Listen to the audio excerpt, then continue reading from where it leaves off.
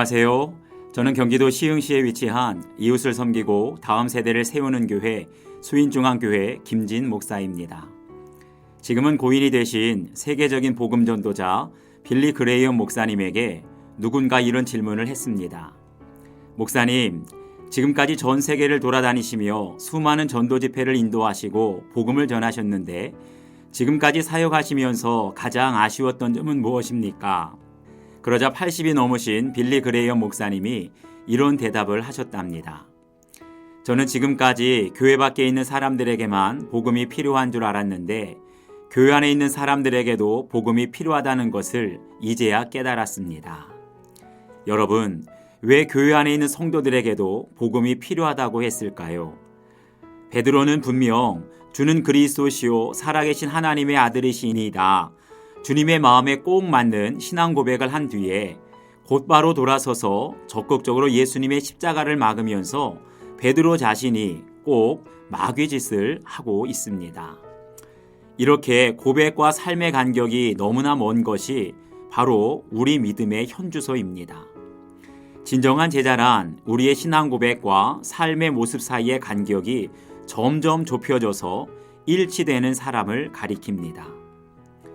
예수님은 베드로가 신앙 고백을 하기 전까지는 모든 병자와 귀신 들린 자들을 고쳐주시고 오병이어의 기적을 보여주셨는데 베드로가 신앙 고백을 한 이때로부터 예수님의 사역이 180도 달라지기 시작합니다.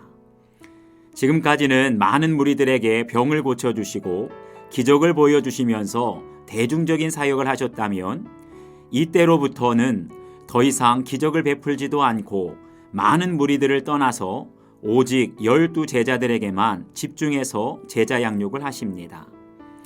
지금까지는 병고침이나 오병이어 기적 같은 복이 있나니의 메시지를 전하셨다면 베드로의 신앙 고백 후로는 고난과 죽음과 부활을 말씀해 주십니다. 여러분, 제자와 일반 무리의 차이점이 무엇인지 아십니까?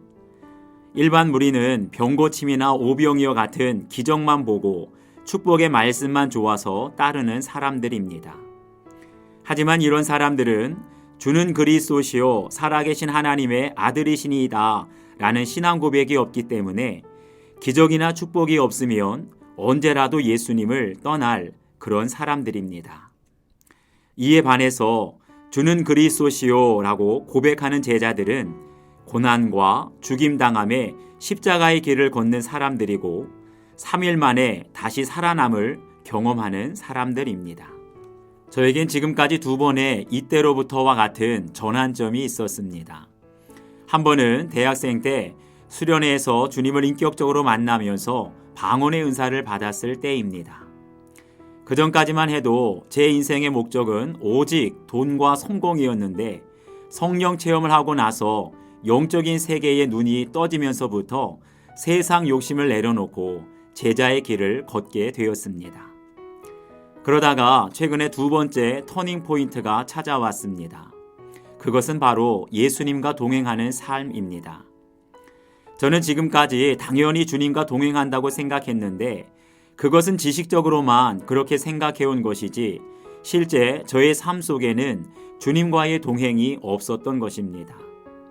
25년 가까이 목회를 하면서도 이왕이면 찌질한 목사가 아닌 성공적인 목사, 고생하지 않고 대우받는 목사, 무시당하지 않고 존경받는 목사가 되고 싶어서 더 외식적으로 목회를 해왔습니다.